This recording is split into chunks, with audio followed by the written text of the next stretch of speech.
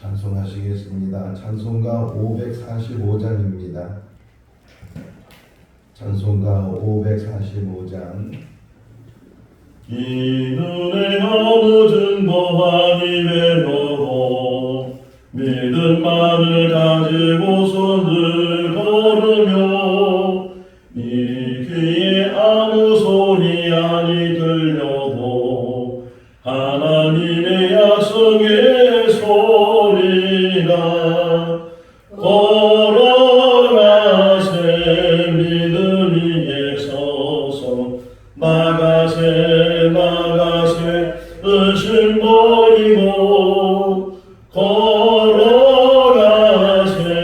믿음 위에 서서 눈과 귀에 아무 증거 없어도 이 눈이 보기에는 어떠하든지 이미 얻은 증거대로 늘 믿으며 이 맘에 의심 없이 살아갈 때에 우리 소원 주 안에서 이루리 걸어가세 믿음 위에 서서 나가세 의심 버리고 걸어가세 믿음 위에 서서 눈과 귀에 아무 증거 없어도 주님의 거룩함을 두고 맹세한 주 하나님 아버지는 참 미쁘다. 그 귀한 모든 약속 믿는 자에게 능치 못할 무슨 일이 있을까. 걸어가세 믿음 위에 서서 나가세 의심 버리고 걸어가세 믿음 위에 서서 눈과 귀에 아무 증거 없어도. 창세기 27장 1절에서 29절 말씀입니다. 창세기 27장 1절에서 29절 말씀. 이삭이 나이가 많아 눈이 어두워 잘 보이지 못하더니 맏아들 에서를 불러 이르되 내 아들아 하매 그가 이르되 내가 여기 있나이다 하니 이삭이 이르되 내가 이제 늙어 어느 날 죽어진지 알지 못하니 그런즉 내 기구 곧 화살통과 활을 가지고 들에 가서 나를 위하여 사냥하여 내가 즐기는 별미를 만들어 내게로 가져와서 먹게 하여 내가 죽기 전에 내 마음껏 내게 축복하게 하라. 이삭이 그의 아들 에서에게 말할 때에 리브가가 들었더니 에서가 사냥하여 오려고 들로 나가매 리브가가 그의 아들 야곱에게 말하여 이르되 내 아버지가 내 형 에서에게 말씀하시는 것을 내가 들으니 이르시기를 나를 위하여 사냥하여 가져다가 별미를 만들어 내가 먹게 하여 죽기 전에 여호와 앞에서 내게 축복하게 하라 하셨으니 그런즉 내 아들아 내 말을 따라 내가 네게 명하는 대로 염소떼에 가서 거기서 좋은 염소 새끼 2마리를 내게로 가져오면 내가 그것으로 내 아버지를 위하여 그가 즐기시는 별미를 만들리니 네가 그것을 내 아버지께 가져다 드려서 그가 죽기 전에 내게 축복하기 위하여 잡수시게 하라. 야곱이 그 어머니 리브가에게 이르되 내 형 에서는 털이 많은 사람이요 나는 매끈매끈한 사람인즉 아버지께서 나를 만지실진데 내가 아버지의 눈에 속이는 자로 보일지라. 복을 고사하고 저주를 받을까 하나이다. 어머니가 그에게 이르되 내 아들아 너의 저주는 내게로 돌리리니 내 말만 따르고 가서 가져오라. 그가 가서 끌어다가 어머니에게로 가져왔더니 그의 어머니가 그의 아버지가 즐기는 별미를 만들었더라. 리브가가 집안 자기에게 있는 그의 아들 에서의 좋은 의복을 가져다가 그의 작은 아들 야곱에게 입히고 또 염소 새끼의 가죽을 그의 손과 목에 매끈매끈한 곳에 입히고 자기가 만든 별미와 떡을 자기 아들 야곱의 손에 주니 야곱이 아버지에게 나아가서 내 아버지여 하고 부르니 이르되 내가 여기 있노라. 내 아들아 내가 누구냐. 야곱이 아버지에게 대답하되 나는 아버지의 맏아들 에서로소이다. 아버지께서 내게 명하신 대로 내가 하였사오니 원하건대 일어나 앉아서 내가 사냥한 고기를 잡수시고 아버지 마음껏 내게 축복하소서. 이삭이 그의 아들에게 이르되 내 아들아 내가 어떻게 이같이 좋게 잡았느냐. 그가 이르되 아버지 하나님 여호와께서 나도 싱그럽게 만나게 하셨음이니이다. 이삭이 야곱에게 이르되 내 아들아 가까이 오라. 내가 과연 내 아들 에서인지 아닌지 내가 너를 만져보려 하노라. 야곱이 그 아버지 이삭에게 가까이 가니 이삭이 만지며 이르되 음성은 야곱의 음성이나 손은 에서의 손이로다 하며 그의 손이 형 에서의 손과 같이 털이 있으므로 분별하지 못하고 축복하였더라. 이삭이 내가 참 내 아들 에서냐. 그가 대답하되 그러하니이다. 이삭이 이르되 내게로 가져오라. 내 아들이 사냥한 고기를 먹고 내 마음껏 내게 축복하리라. 야곱이 그에게로 가져가며 그가 먹고 또 포도주를 가져가며 그가 마시고 그의 아버지 이삭이 그에게 이르되 내 아들아 가까이 와서 내게 입 맞추라. 그가 가까이 가서 그에게 입 맞추니 아버지가 그의 옷의 향추를 맡고 그에게 축복하여 이르되 내 아들의 향추는 여호와께서 복 주실 밭의 향추로다. 하나님은 하늘의 이슬과 땅의 기름짐이며 풍성한 곡식과 포도주를 내게 주시기를 원하노라. 같이요. 만민이 너를 섬기고 열국이 내게 굴복하리니 내가 형제들의 주가 되고 내 어머니 아들들이 내게 굴복하며 너를 저주하는 자는 저주를 받고 너를 축복하는 자는 복을 받기를 원하노라. 아멘. 할렐루야. 아멘. 야곱이 아브라함이 하나님의 부르심을 받아서 가나안 땅에 들어가서 100년을 살게 되고 또 아브라함이 100세에 아들 이삭을 낳아서 이삭은 180세를 살다가 하나님의 부르심을 받게 되고 그 후에 이삭이 야곱과 에서를 낳고 또 야곱이 12아들을 낳고 이렇게 이제 자녀들 자손들이 계보가 이어지고 있는 것을 보게 되는데 지난 시간에도 말씀을 드렸지만 이삭이 180살까지 살았다면 제일 오래 이 네 사람 중에 제일 오래 살았는데 그럼에도 불구하고 이삭에 대한 이야기가 많이 기록되어 있지 않다 하는 것이 어떤 면에서는 참 아쉽다라는 생각을 갖게 되고 그나마 이삭에 대해서 기록되어 있는 말씀들을 우리가 묵상을 하면서 이삭이 어떻게 살았구나 하는 것을 생각해 볼 수 있는데 아브라함도 그렇고 이삭도 그렇고 야곱도 그렇고 다 하나님을 믿는 믿음의 삶을 살지만 또 때로는 연약한 모습을 보게 되고 인간의 모습을 보게 돼서 똑같은 인간이구나.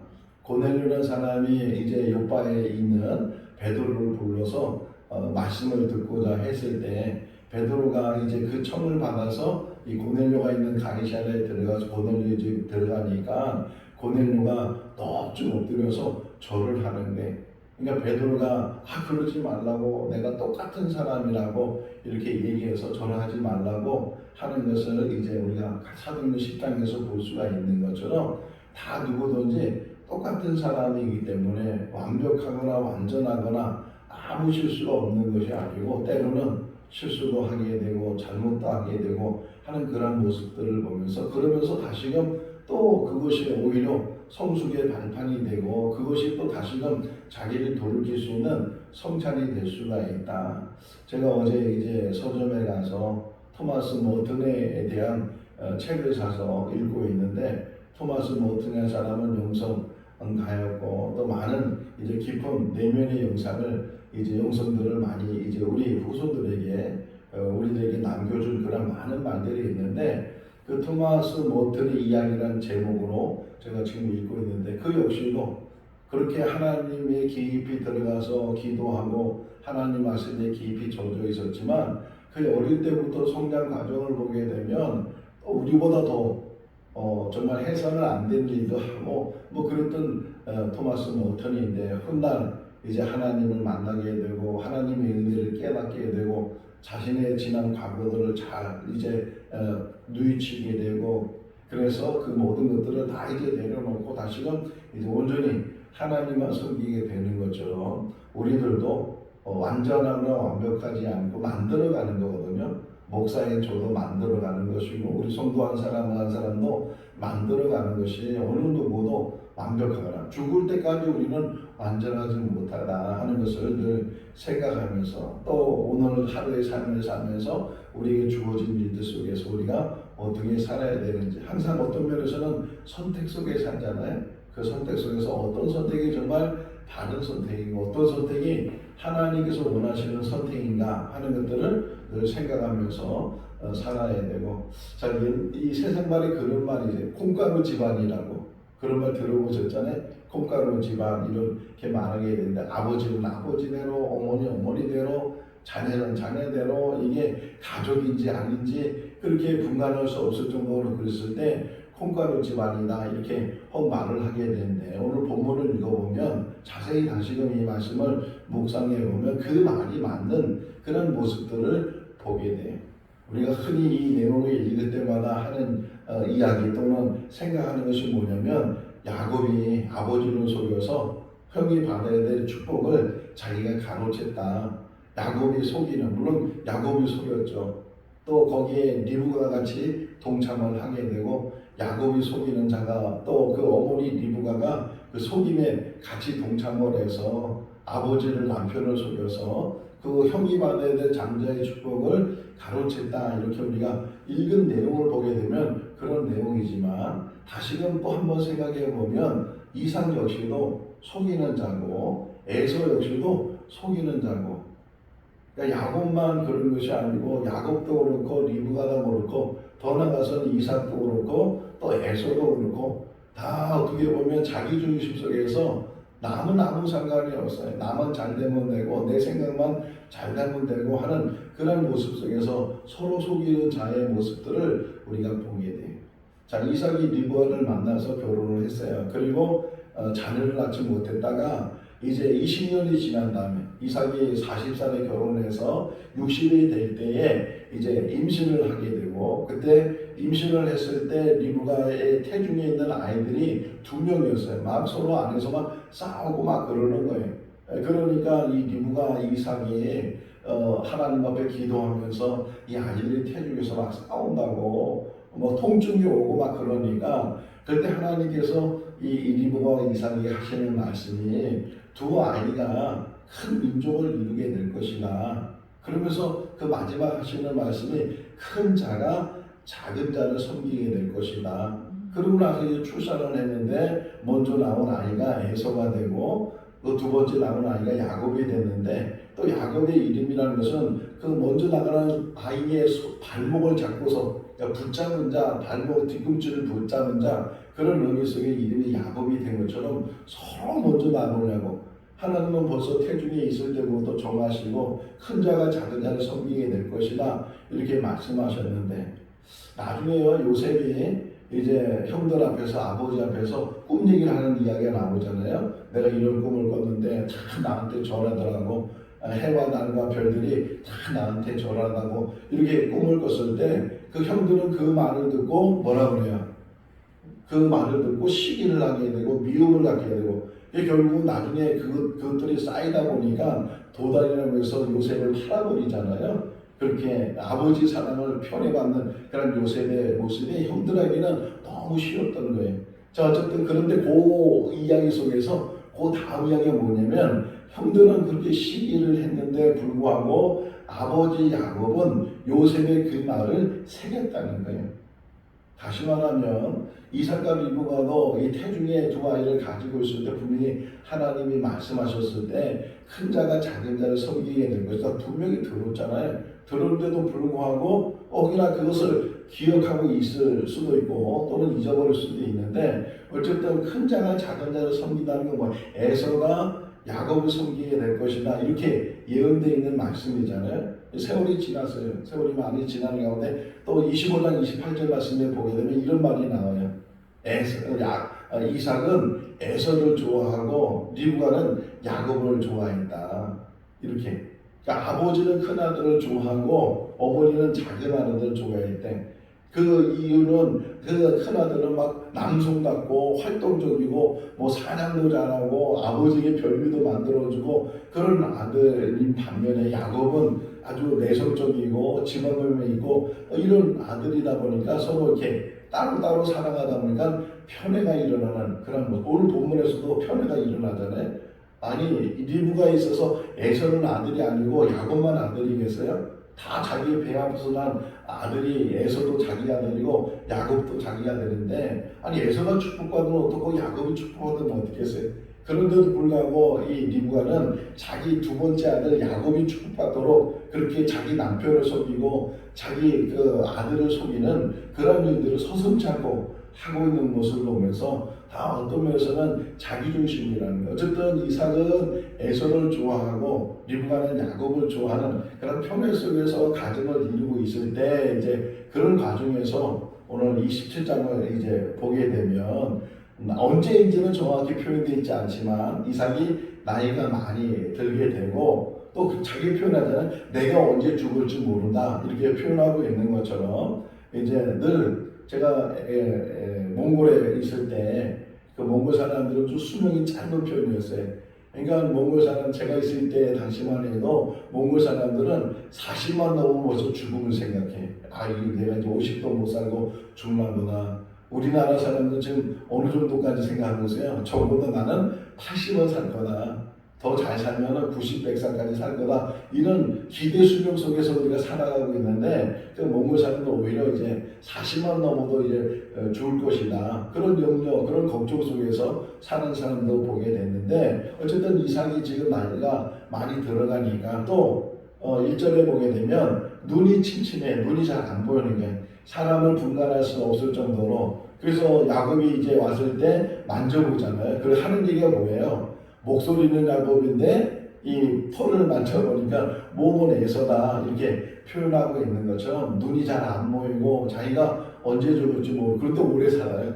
180살까지 살았으니까 사람 사는 것은 아무도 모르는 거예요. 금방 죽을 것 같은 사람도 더 오래 사는 경우도 있고 아주 건강해서 오래 살 수 있는 사람처럼 보이는데 금방 또 죽었다는 얘기 듣기도 하고 사람의 수명이라는 것은 우리가 정하는 것도 아니고 물론 건강관리를 잘 해야 되지만 건강한 데서 오래 사는 것도 아니고 다 이 삶의 모든 것들은 하나님의 섭리 가운데 있는데 어쨌든 이 이삭이 눈이 침침하기도 하고 자기가 생각해 볼 때 언제 죽을지도 모르고 그러면 자녀들에게 축복을 해줘야 되잖아요. 이제 그런 거예요. 그렇다면 이삭이 아버지로서 해야 될 도리가 뭐예요? 에서를 부르고 야곱을 불러서 두 아이를 불러서 내가 이렇게 언제 죽을지 모르는데 아버지로서 내가 너희들을 축복하고 마음껏 축복을 하고 그렇게 하는 게 정당한 거고 정상적인 거잖아요. 근데 어떻게 했어요? 이삭은 야곱 모르게 자기가 좋아하는 에서만 불러다가 은밀하게 우리나라 속담에 그런 말 있잖아요. 남말은 새가 듣고 반말은 쥐가 듣는다. 요 바로 거기 나와요. 5절에 보게 되면 리브가가 그 말을 듣고 이렇게 표현되어 있잖아요. 어쨌든 이삭은 둘을 부르는 것이 아니고 에서만 불렀다는 거예요. 이건 역시도 잘하는 일이 아니잖아요. 아버지로서의 그 본분을 다 감당하지 않고 자기가 편애하고 있는 자기가 늘 별미를 갖다 주고 맛있는 음식을 만드는 그 에서를 더 사랑하면서 야곱도 모르게 또는 아내도 모르게 이 에서를 부르다가 하는 얘기가 야 나한테 별미를 만들어 와라. 사냥하는 걸 잘 알고 있으니까 별미를 만들어 오면 내가 그거를 먹고 너를 막 이게 중요했어요. 그 긍정적인 면에서 보면 이 마음굿이라는 단어가 4번 나와요. 우리 읽은 성경 중 여러분 유심히 안 봤지만 마음굿이라는 말이 4번씩이나. 그러니까 부모가 자녀에게 해야 될 일들 중에 큰 일이 뭐냐? 마음껏 자녀를 축복하는가. 단 조심해야 되는 것은 편애하지 않는 것. 큰 아들만, 큰 딸만 늘 이렇게 가까이 하고 사랑을, 그게 아니고 큰 아들은, 둘째 아들은, 셋째 아들은 그런 모든 아들들에게 축복해주는 그런 부모가 되어야 되는데, 어쨌든 마음껏 축복할 때니까 사냥을 해서 별미를 만들어 와라 이렇게 하니까 또 에서도 잘됐다 이 생각이. 에서는 뭐라 그래야 돼요? 아버지 야곱도 있어요. 아버지 우리 두 사람 같이 축복해 주세요. 혹 이렇게 했으면 얼마나 더 훌륭한 아들이고 형이겠어요. 그 말에 또 솔깃해가지고서 아버지가 나만 축복해 주는구나. 아버지가 나만 불렀구나. 나만 이렇게 사랑하는구나. 그게 나중에 요셉과 그 형들의 사이 속에서도 야곱이 요셉을 너무 편애하니까 그것 때문에 사단이 일어나는 일들을 보게 되는 것처럼 에서 역시도 그 아버지 말에 혹 해가지고서 그래서 그냥 엄마한테도 또 자기 동생한테도 얘기하지 않고 그냥 빨리 불나게 축복받고 싶어가지고서 나가서 사냥을 하고 있는 중에 이제 그 집안에 일어나는 거예요. 그 말 5절 같이 읽어볼까요?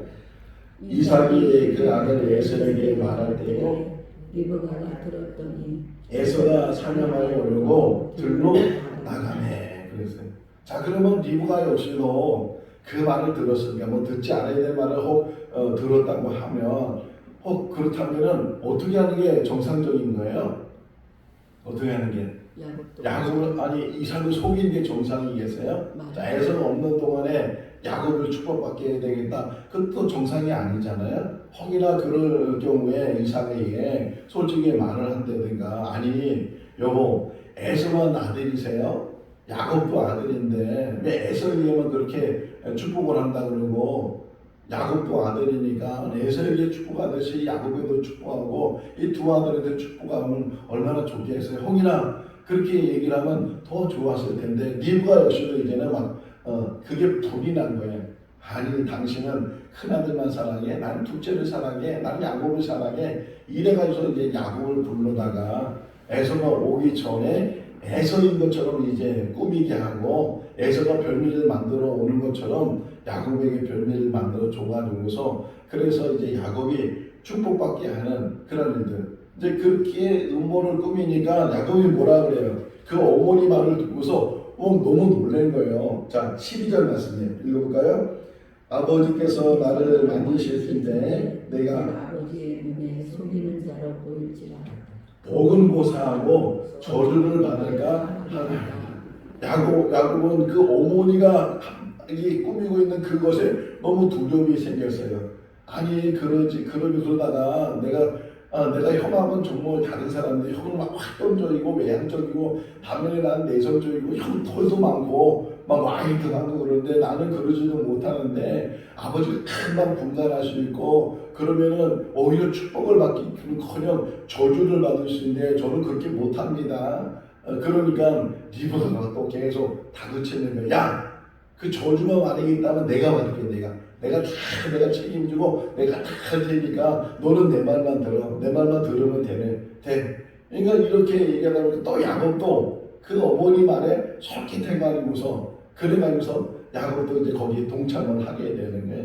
뭐 억지로는 아니지만 반은 억지로고 반은 그래도 은연적 축복을 받는다고 하니까 그 이야기를 먼저 보게 되면 장자의 명분을 산 것, 그걸 보게 되면 이 야곱에게도 형에 대한 장자에 대한 그런 열망을 늘 가지고 있는데 지금 아버지가 장자의 내수에게 축복의 진다고 하니까 그거 뺏길까봐 사람은 항상 뺏긴다는 것 때문에 마음이 상하게 되고 그거 찾으려고 붙들려고 하기 때문에 결국은 해서는 안 되는 일들을 계속 하게 돼요. 속인다는 말이 계속 나오잖아요. 내가 속여서 축복은커녕 저주를 받을 수도 있습니다. 이렇게 표현하고 있는 것처럼 서로 속이는 자가 됐어요. 이삭도 그렇고 에서도 그렇고 리브가도 그렇고 또 야곱 역시도 그렇고 이런 모습들이 계속 점철되고 있어요. 어쨌든 이제 음식을 만들었어요. 그리고서 이 리브가가 자기 아들 에서의 좋은 옷을 가져다가 야곱에 입히게 되고 또 이제 매끈매끈하니까 여기 손등이 여기가 매끈매끈하니까 거기다 염소토를 붙여주고 이래가지고서 변장을 시킨 거죠. 꾸민 거잖아요. 속이는 모습 속에서 말로 속이는 것도 있고 행동으로 속이는 것도 있고 얼마나 이게 지금 리브가 생각에는 이게 완전하다고 흔히 말하는 완전 범죄 들통나지도 않을 것이고 이제 그런 생각을 가지고 이 리브가 이 일을 꾸며서 어쨌든 이제 별미를 만들어서 가지고 들어가게 됐어요. 아버지 하니까 누구냐? 예, 제가 에서입니다. 바로 아주 19절 말씀 보면 이제 자기가 에서라는 거예요. 원래 누구예요? 야곱이잖아요. 마음으로만 속이는 것이 아니고 이제 말로도 속이게 되고 행동으로 속이게 되고 이 나쁜 짓 하는 사람들 얘기 들어보면 처음에 나쁜 짓 할 때 막 두렵고 떨려서 막 그러는데 이게 반복적으로 하다 보면 이제는 두렵고 떨리는 게 없다는 거예요. 더 막 담대해지게 되고 더 큰 나쁜 짓을 하게 되고 그런 일들을 보게 되면 지금 처음에 그 리브가 얘기했을 때 뭐라 그랬어요? 나는 아버지가 무서워요. 아버지가 그거 알게 되면 축복은커녕 저주를 받을 수도 있어요. 이 두려움 속에서 어머니 리브가의 제안에 대해서 선뜻 받아들이지 못했던 야곱인데 이제는 같이 이제는 그 일에 대해서 오히려 더 담대하게 그 속이는 모습 속에서 제가 에서입니다. 당당하게 에서인 것처럼 이렇게 아버지를 속이는 상황 속에서 얘기하는 거예요. 그러니까 너무 놀랐어요. 이 사람이. 왜 놀랐냐면 너무 빨리 별미를 만들어 본 거예요. 들에 나가는 시간이 있을 테고 잡아오는 시간이 있을 테고 잡아와서 요리하는 시간이 있을 테고 이런 거 따져보면 더 시간이 많이 필요했을 텐데 아니 벌써 이렇게 별미를 만들어 왔냐 이삭이 말하니까 더 무서운 말을 해요. 야곱이.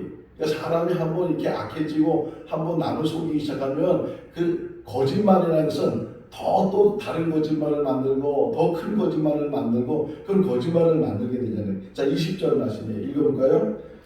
이삭이 그의 아들에게 이르되 내 아들아 내가 어떻게 이같이 속히 잡았느냐 여호와께서 나로 순조롭게 만나게 하셨으니 뭘 덧붙인 거예요? 하나님이 하셨다는 거예요.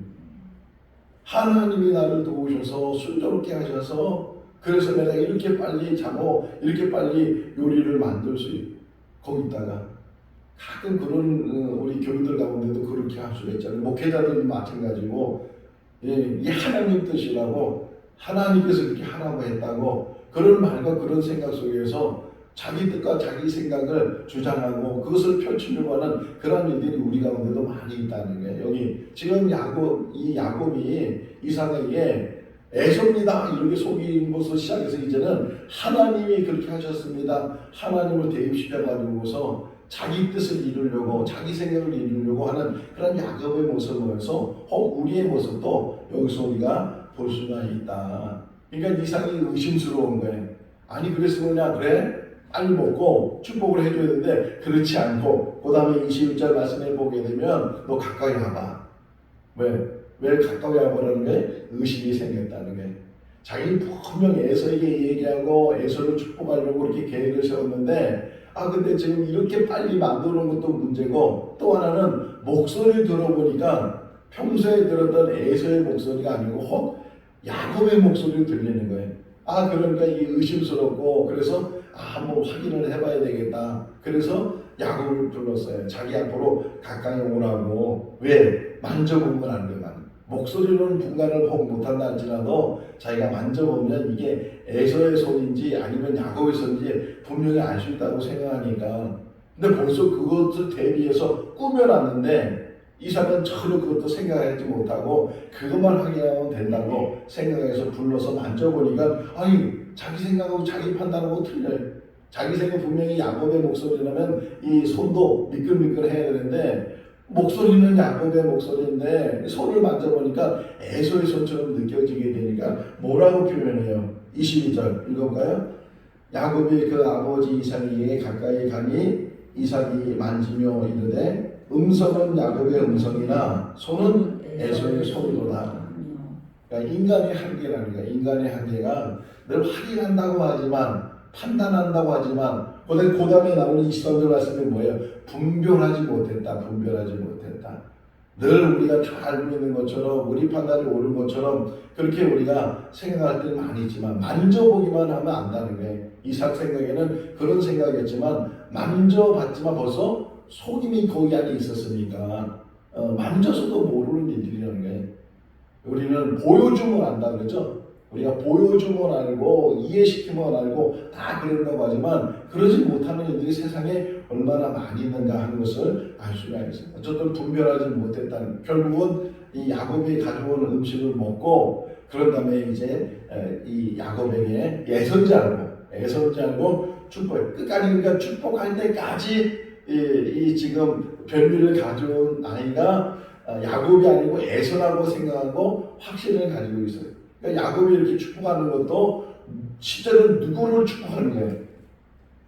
실제는 야곱의 축복은, 아니 이삭의 축복은 에서라고 생각하고 축복하잖아요. 끝까지 에서라고 생각하고 나중에 에서가 이제 들어왔을 때 그때서야 아참 내가 실수했구나, 내가 속았구나 이걸 깨닫게 되지. 축복할 때까지, 그리고 이 야곱이 나가고 에서가 들어올 때까지는 이삭은 계속 어떤 생각이었냐면 에서에게 축복한다고 생각했어요. 에서에게 축복한다. 그러면서 뭐라고 표현해? 내가 마음껏 축복하겠다. 25절. 이삭이 이르되 내게로 가져오라. 내 아들이 사냥한 고기를 먹고 뭐라고요? 내 마음껏 내게 축복하리라. 그러니까 마음껏 축복하겠다는. 어쨌든 그 별미를 먹고 이제 에서인 줄 알고 야곱에게 축복을 해서 이 축복의 말씀이 27절, 28절, 29절까지 나오게 돼요. 자, 그런데 그 마지막 질문에 마지막 생각하는 게, 그러면 저를 보세요. 그러면 하나님이 이게 서로 속이고 이삭도 에서도 리브가도 야곱도 서로 속이는 가운데, 가족 안에서 이렇게 속이는 가운데 이삭이 야곱을 축복해 줬어요. 에선자로 축복해 줬어요. 그러면 그 축복이 유효할까? 하나님이 이 서로 속였던 이 사람들 이 기도를, 이 축복의 기도를 하나님이 들으셨을까? 이것 때문에 야곱이 축복받았을까요? 이렇게 속여서 형이 받아야 될 장자의 축복을 자기가 대신 가로채 가지고서 이런 기도를 받았다고. 이 기도를 받았으니까 야곱은 축복받은 사람이 되고 에서는 저주받은 사람이 되고, 이게 사람에 의해서, 사람의 어떤 행동에서, 사람의 결과에 의해서 이런 축복이 하나님으로부터 내려오겠어요? 어떤 이런 모습 속에서 하나님은 그 전에 벌써 예정하셨잖아요. 리브가가 태중에 있는 두 아이를 가리켜서 큰 자가 작은 자를 섬기게, 이 축복이 있기 전에, 한참 전에, 오래 전에 태중에 있을 때부터 하나님은 정하셨기 때문에 하나님이 정하신 그것을 이뤄 가시는 거지. 이렇게 속였다고 해서, 아버지를 속여서 축복을 받았다 해서 그 축복이 자기한테 흐르고 자기 형한테 안 흐르고 하는 것은 아니라는 거예요. 이런 부분에서 우리가 늘 배워야 돼요. 아무리 축복받는 일도 정말 하나님은. 그래서 이 결론이 뭐냐면 목적이 중요하지만 방법이 중요하다는 거예요. 수단과 방법을 가리지 않고 목적만 이루면 된다 이런 생각을 하는 사람이 얼마나 많이 있어요. 물론 목적이 중요해요. 그러나 하나님이 보시는 것은 과정. 정말 정직한지, 언제든지 양보할 수 있고 언제든지 내려놓을 수 있고 언제든지 그 모든 일에 있어서 하나님 뜻에 맞추고.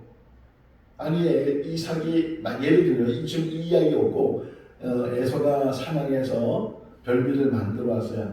그리고 그 별미를 다 먹고 나서 이삭이 에서에게, 진짜 에서에게 축복을 해줬어요. 그러면 그 축복에 의해서 에서가 축복받고 야곱은 축복받지 않았겠어요? 아무리 인간이 그렇게 해도 벌써 하나님은 그 전에 약속하시고 그 전에 말씀하시기를 큰 자가 작은 자를 섬기게 될 것이고 이렇게 말씀하셨어요. 야곱을 택하셨다는 거예요. 야곱을 세우셨다는 거예요. 속이지 않아도, 수단과 방법을 가리지 않아도, 혹이나 그 축복을 자기가 받지 않아도 하나님의 뜻은 온전히 하나님 뜻 안에서 이루어지는 거예요. 이 땅에 산 날 동안 내가 먼저 가져야 되고 내가 널 성취해야 되고 그런 것보다는 하나님의 뜻에 나를 맡기고 나의 삶을 맡기고 하나님의 뜻이 어디 있는지, 하나님의 방법이 무엇인지 이런 것들을 우리가 깨달아 나가면서 하나하나 이루어갈 때 우리 인생이 지금은 다 손해보는 것 같고 지금은 다 잃어버리는 것 같은데 결국은 오히려 하나님이 그 모든 걸 채워주시고 세워주시고 하나님이 그 모든 것을 축복해 주시는데 어제 말씀처럼 저는 이삭을 공부하면서 이삭의 가장 중요한 역할은 중개자예요. 중개자. 자, 아브라함을 처음 부르셨잖아요. 그러니까 어떻게 보면 믿음의 몇 세대예요? 1세대. 믿음의 1세대. 근데 그 이삭이 2세대가 되고 그 이삭을 통해서 그 믿음이 야곱으로 흘러가요. 어쨌든 야곱으로 흘러가서 3세대를 만나요. 그러니까 이삭이 중요한 역할이 뭐냐? 믿음의 1세대인 아버지 그 믿음을 믿음의 3세대인 그 아들에게 전수해주고 중개해주는 역할. 어떤 면에서 저도 우리 어머니가 1세대거든요. 믿음의 1세대. 제가 2세대. 우리 아들이 3세대. 우리 어머니가 했던 그 믿음, 하나님이 믿는 그 믿음이 저에게도 있고 제가 믿는 그 믿음이 우리 자녀들에게도 있고 이 역할을 이삭이 한 그런 역할이었어요. 믿음의 전수, 믿음의 계보를 이루는 그런 역할을 하는데 좀 더 우리가 바람이 있다면 이야기면 야곱뿐만 아니라 에서도 하나님의 사람으로 잘 세워나가야 되는데 그렇지 못했다는 것. 자식 농사는 부모 마음대로 안 된다 그러잖아요. 어쨌든 에서는 너무 활동적이기도 하고 그러다 보니 가난 여자를 얻게 되고 막 이런 일들을 예수를 통해서 보게 되면 처음 또 어릴 때부터 신앙적으로 잘 양육하지 않으면 흔히 그러잖아요. 품 안에 있을 때 자식이 나고 품 안에 있을 때 말을 듣고 그러지만 이 떠나고 나면 이제 천방지축이고 자기 마음대로 하고 제대로 안 되는 것처럼 우리가 우리 자녀들 자손들에게 뭘 물려줘야 되는지 그걸 잘 생각해 보면 이삭의 가장 중요한 역할은 믿음의 대를 잇도록 중개의 역할을 감당했는데 그런 역할을 감당하는 우리의 삶이 될 수 있기를 주님의 이름으로 축원합니다. 기도하겠습니다. 사랑이 많으신 하나님 아버지, 하나님의 뜻이 하늘에서 이루어진 것처럼 이 땅에서도 이루어지게 해달라고 주님께서 제자들에게 이렇게 기도하라고 말씀하셨습니다. 하나님, 이 새벽에 저희들을 간구합니다. 하나님의 뜻이 우리 개인의 삶 속에 또 우리 교회 가운데 이루어지게 하여 주시옵소서. 아버지 하나님, 우리가 무엇을 해야 될지, 어떻게 해야 될지, 또 어떤 방향을 잡아야 될지, 때로는 지혜가 부족해서 깨닫지 못할 때가 많이 있습니다. 하나님, 우리의 모든 생각과 우리의 모든 계획을 다 내려놓고 하나님의 생각과 하나님의 계획을 다시금 성찰하고 그 뜻을 이뤄나가는 우리들 되게 하여 주시옵소서. 이삭은 에서를 사랑하여 에서에게 축복하려고 하고 리브가는 야곱을 사랑하여 그 남편과 아들을 속여 야곱이 축복받을 갖게 하는 그런 모습 속에서 이 부모의 편애가 이 자녀들에게 얼마나 악영향을 끼치는지 우리가 다시금 생각해 봅니다. 편애 없이 모든 사람을 사랑하고 모두에게 동일하게 축복하고 하나님의 말씀을 전수하는 부모가 되게 하시고 우리가 되게 하여 주시옵소서. 또 주 안에서 복된 하루의 삶이 되게 하시고 특별히 권병원 성도님 따님이 오늘 결혼식을 갖게 되는데 그 결혼 예식을 축복해 주시고 아름다운 가정, 믿음의 가정을 이룰 수 있도록 은혜로 도와여 주시옵소서. 감사하고 예수님의 이름으로 기도하옵나이다. 아멘. 마쳤습니다. 자유롭게 기도하시기 바랍니다.